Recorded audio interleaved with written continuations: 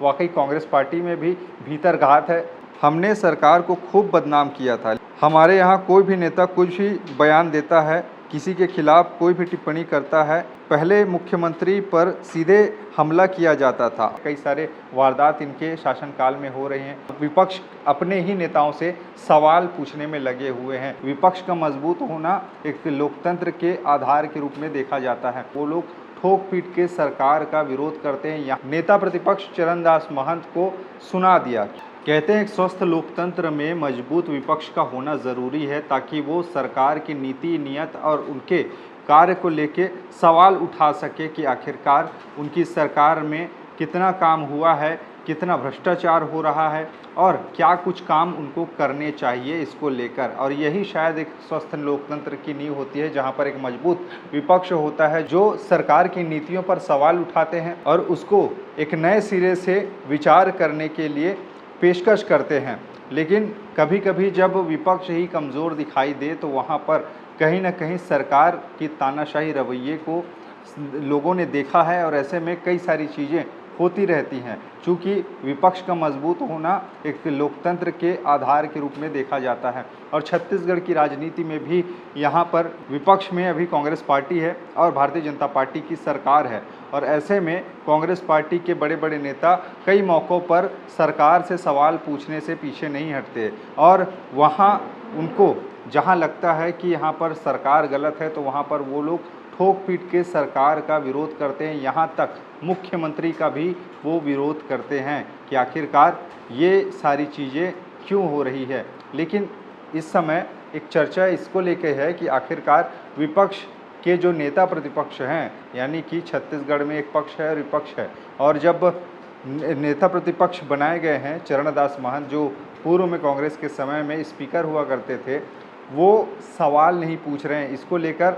और यही पूरा का पूरा मामला अब उभर के सामने आ रहा है, जहां पर अभी हाल ही में छत्तीसगढ़ के जो प्रभारी हैं सचिन पायलट वो 2 दिनों की छत्तीसगढ़ दौरे पर आए और मैराथन बैठक उन्होंने ली है बड़े बड़े नेताओं का और उनके साथ में रायशुमारी की है कि आखिरकार पार्टी को कैसे मजबूत किया जा सकता है और जनता के बीच में कैसे पैठ बनाई जा सकती है और सरकार के नियत और नीति को लेकर कैसे सवाल पूछे जा सकते हैं। इसी को लेकर पिछले दिनों यानी कि सोमवार को एक बैठक आयोजित की गई थी पॉलिटिकल अफेयर कमेटी की और उसमें तमाम जो बड़े नेता थे उन्होंने शिरकत किया। लेकिन इस बीच में पूर्व मुख्यमंत्री भूपेश बघेल ने आड़े हाथों लेते हुए नेता प्रतिपक्ष चरणदास महंत को सुना दिया, क्योंकि उन्होंने सवाल ऐसे ऐसे पूछे जिसको लेकर बहुत सारे अब प्रश्न उठने शुरू हो गए हैं कि क्या वाकई कांग्रेस पार्टी में भी भीतर घात है, क्या वहाँ के नेता सेलेक्टिव तरीके से लोगों के बीच में अपनी बातों को रखते हैं, क्या वाकई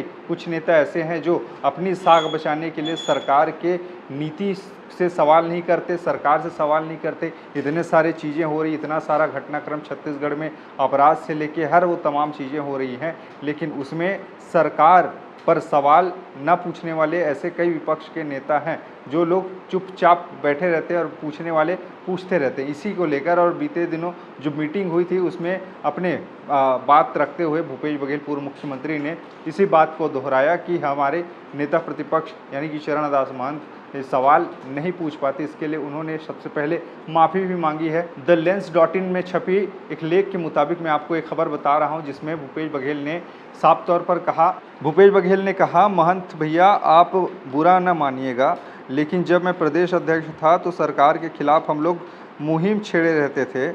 हमने सरकार को खूब बदनाम किया था, लेकिन अब वैसा मुखर होकर सरकार के खिलाफ लड़ाई नहीं लड़ी जा रही है। पूर्व मुख्यमंत्री भूपेश बघेल ने अन्य नेताओं को भी जमकर घेरा। उन्होंने कहा, हमारे यहाँ कोई भी नेता कुछ भी बयान देता है, किसी के खिलाफ कोई भी टिप्पणी करता है, उस पर कोई कार्रवाई नहीं होती। राजनांदगांव में एक नेता ने मेरे खिलाफ बयान दिया, उस पर कोई कार्रवाई नहीं हुई, बल्कि मेरे खिलाफ बयान देने का जिस ब्लॉक अध्यक्ष ने विरोध किया उसके खिलाफ कार्रवाई कर दी गई। पार्टी में ये कैसा अनुशासन चल रहा है? पार्टी में अनुशासन का होना बहुत ज़रूरी है। हम सभी को एकजुट होकर सरकार के खिलाफ लड़ना होगा, सीएम को टारगेट करना होगा, तभी हम जनता से सीधे जुड़ पाएंगे। अपनी बातों को जनता तक ले जाने के लिए साथ खड़ा होना चाहिए। इतना सब कहने मात्र से पूरा का पूरा माहौल ही बदल गया। उसके बाद में पूर्व उप मुख्यमंत्री टी.एस. सिंहदेव ने भूपेश बघेल की बात को दोहराते हुए उन्होंने भी अपनी बातें रखी। उन्होंने कहा, धरना प्रदर्शन हो रहे लेकिन पहले मुख्यमंत्री पर सीधे हमला किया जाता था, आज व्यक्तिगत हमला नहीं होता, सत्ता के मुखिया पर कोई सवाल नहीं होता, सत्ता के प्रमुख लोगों पर कोई सवाल नहीं होता। ऐसे करके टी.एस. सिंहदेव ने भी कहा है। यानी कि कुल मिलाकर इस पूरे बैठक के बाद एक तरह से माहौल गर्मा गया और भूपेश बघेल ने अपने पार्टी के ही बड़े नेताओं को आड़े हाथ लेते हुए पार्टी के कार्यशैली पर ही सवाल उठाए हैं और ये कहीं ना कहीं कांग्रेस पार्टी में एक तरह से नए जो सोच विचार की जो दौर है उसको साफ तौर पर सामने ला रहा है कि आखिरकार कैसे पार्टी के भीतर में ही उन्हीं के नेता उलझे हुए हैं और सरकार से जहां सवाल करना चाहिए वहां पर खुद सरकार विपक्ष अपने ही नेताओं से सवाल पूछने में लगे हुए हैं। तो कहीं ना कहीं अब पार्टी के लिए अब ये चिंतन का नहीं चिंता का दौर है और ऐसे में अगर पार्टी को मजबूत करना है तो कहीं ना कहीं कांग्रेस पार्टी को अब एक नए सिरे से सरकार के खिलाफ रणनीति तैयार करनी होगी कि आखिरकार उनको किन किन मुद्दों पर घेरा जाए। चूँकि पिछले कई महीनों से कई दिनों से छत्तीसगढ़ में ऐसे कई सारी घटनाएं हो रही हैं जो सुर्खियों के केंद्र में हैं, अपराध के ग्राफ लगातार बढ़ भी रहे हैं और ऐसे में जो विपक्ष है वो बहुत ही कम इन मुद्दों को उठा रहा है और ऐसे में कहीं ना कहीं सरकार भी इसको एक बढ़िया लेकर चल रही है कि विपक्ष जहां सवाल नहीं उठा रहा है तो उनको भी कोई फ़र्क नहीं पड़ता। चूँकि अगर विपक्ष सवाल उठाता है तो कहीं ना कहीं इसका असर जो सत्ता पक्ष वाले हैं उन पर पड़ता है कि सरकार का विपक्ष का दबाव आ रहा है और इस पर कार्य किया जाना चाहिए। वो लोग प्रशासन शासन और विभागों को भी निर्देशित करते हैं कि इन सब चीज़ों पर अंकुश लगनी चाहिए, लेकिन यहाँ पर प्रश्नों पर ही अंकुश लग चुका है विपक्ष के नेताओं पर।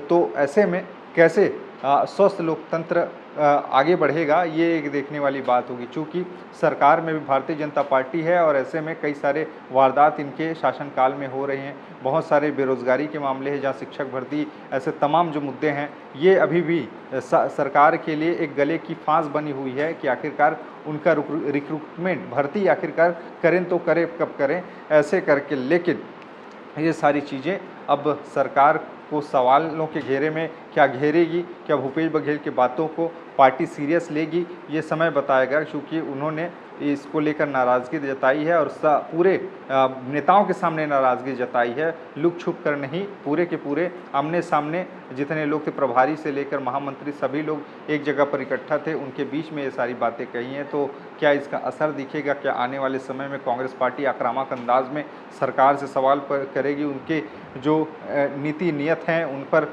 सवाल के बौछार होंगे और क्या इसके लिए विरोध प्रदर्शन होंगे जिस तरह की घटनाएं हो रही हैं।